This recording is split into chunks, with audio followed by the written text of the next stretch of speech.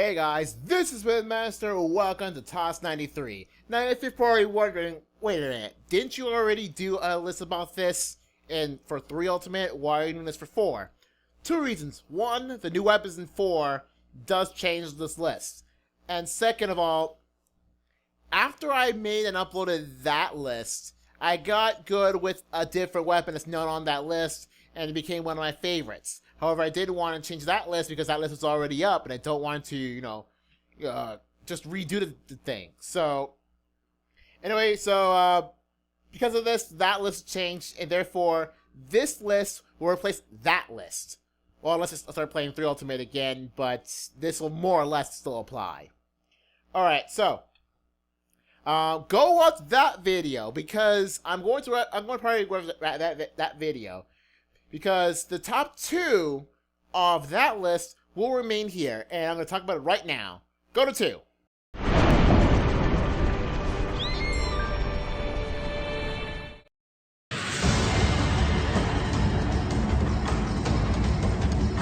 The Switch Axe. The Switch Axe is still my favorite Blade Master weapon. Only because of the blade, the switch part of the Switch Axe. Because I think it's feel like the axe version is completely unusable. It's not unusable, but just that it's completely, I guess, not worth it.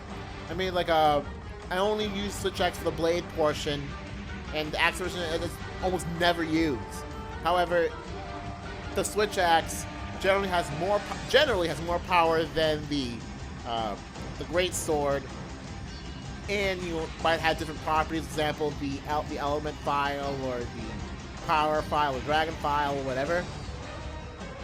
And all those files they do change a bit of what the things work on the sword mode.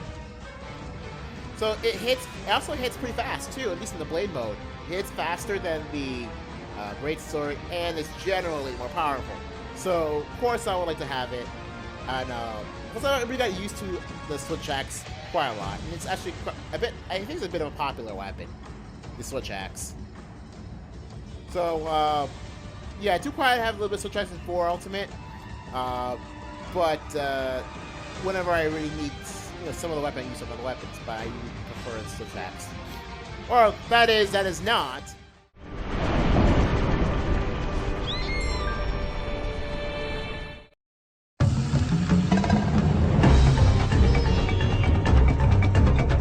The bow.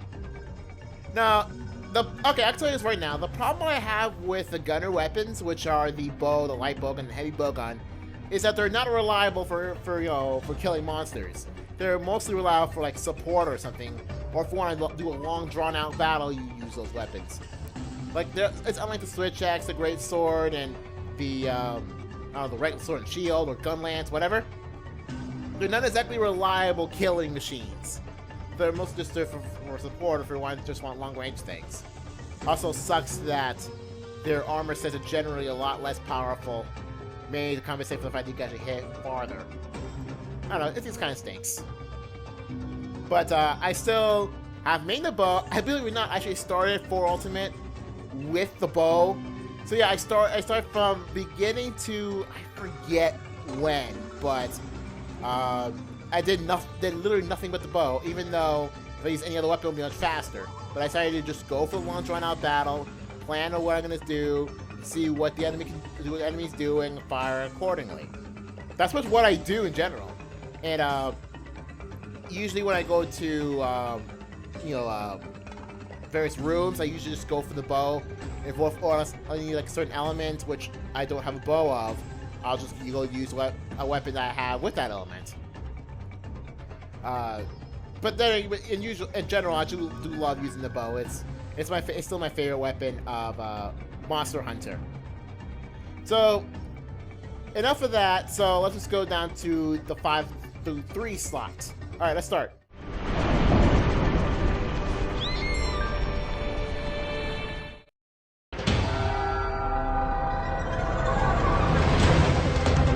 So, Great Sword, I have mentioned the Great Sword quite a bit. It's slow, but it hits pretty hard, and it's usually quite large. So hitting enemies with tails that are a bit high up. It's pretty helpful, especially for like I've been hunting quite a lot of Rathians, and because I really want to get a Rathian Ruby. I still haven't got a Rathian Ruby at the time of this recording, but it has hunting Rathians with a greatsword is pretty awesome.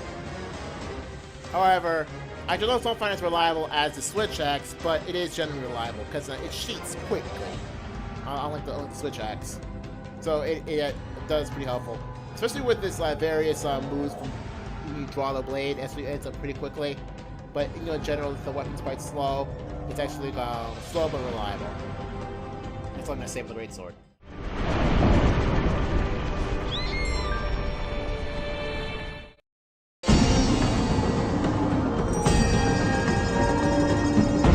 The Lightbow gun. This is the weapon I was talking about that I got good with after I made the previous tops. Now, the Lightbow gun is not as powerful as the heavy bow gun. However, I find it to be a lot more reliable, mostly because of its rapid fire capabilities. Now, in 3 Ultimate, I made basically my ultimate Lightbow gun set. Now, I haven't touched 3 Ultimate in a long time, but I still do remember it. I don't know if I'll end up recording 3 Ultimate from this, but feature me, it's your call. But I just really do love using the Lightbow gun. Again, it's not as damaging, therefore it's not reliable to go solo with, or go do the offline missions. However, for online missions, it's actually quite helpful for long range support. Especially considering that if you're going long range support, you could worry more about your allies' health and tell them, oh, go heal or something. Just in your Skype group, But it's really helpful, so I really do love the Lightbow gun. Yeah, guns is a little bit different, and I'm generally opposed to guns, but I do like the Lightbow gun. It's just a really fun weapon. And now for 3.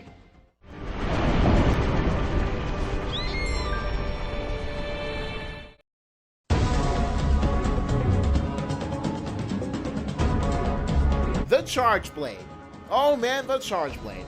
Now, okay, so I forget if I have a similar opinion with another weapon, but when I was playing the 4 Ultimate demo, of course, trying every weapon, it was all pretty fine. The hammer is pretty kind of weird to control. The lance of gunless I still suck with. The hunting horn's okay, but not something I can get used to quite easily. But the Charge Blade was such one of those weapons that I have a hard time figuring what to do with. To find its control is kind of weird. And actually, sometime before I narrated this video, I was on the usual Skype group, and Nexus Commander was like, was wondering how the Charge Blade works. Now, what I tell you that the Charge Blade works is you hit start on the Sword and Shield mode, right? And then you hit enough times, and the files that shall show up will turn yellow. The bosses will turn yellow, and if you you block and then hold A, I believe. Yeah, it's hold blocked in A, which is R and A. You turn the yellow files into 3 files, which are used for its secondary ability, which is similar to the Switch Axis sword mode. Example, the impact file, which if you press A while in the axe mode of the Charge Blade, you would use up a file, and it'll do various effects depending on what file the weapon's under. Now, if you hit in the Sword and Shield mode, the monster enough more times, the yellow bottles will turn into red, and then which will fill out 5. So generally, it's good to just hit things with the Sword and Shield mode, which, by the way, I do like. It's like short combos, and it's actually generally pretty powerful. So I do like the Sword and Shield mode, because you can block a giant shield, and then the sword. I do like the sword of the Sword and Shield mode, is that it is. I like the length of it. It's general sword size, like the sword and shield. The sword's feels kind of tiny. With a great sword, it's like cloud levels. But with the Charge Blade Sword and Shield mode, it feels like the right size. I'm saying it feels like the right size. And of course, when you hold the block button with R and then X, you combine the sword and the shield to form an axe. And the axe is giant. The axe is giant, and I think it hits a bit faster than the Switch Axe mode, which is pretty awesome. Well, I've not checked if it hits faster, but I do know it's taller, so it's pretty cool.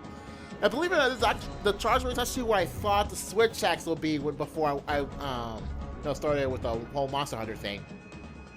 I mean, the name's called Switch Axe. You would think that the axe part is the most important, but it is not. But for the Charge Blade, not Charge Axe or whatever, the axe is generally the more damaging one out of the two. But it's in general pretty awesome. So I do love the Charge Blade. Not as much as the Switch Axe, mind you, because the Switch Axe still hits pretty quickly compared to the Charge Blade. The Charge Blade may be a bit more complicated, but I definitely do like it once I got used to it. Alright, I got really nothing more to say about Monster Hunter, since it's an addicting game. It's a bit hard, yeah, but once you're going to start playing it, it's basically like Animal Crossing. It's hard to get out of. But then I got out of Animal Crossing, and I'm still a bit afraid to touch 3 Ultimate, considering it's an older game. Yikes. So anyway, that is all for Top 73, so see you guys later.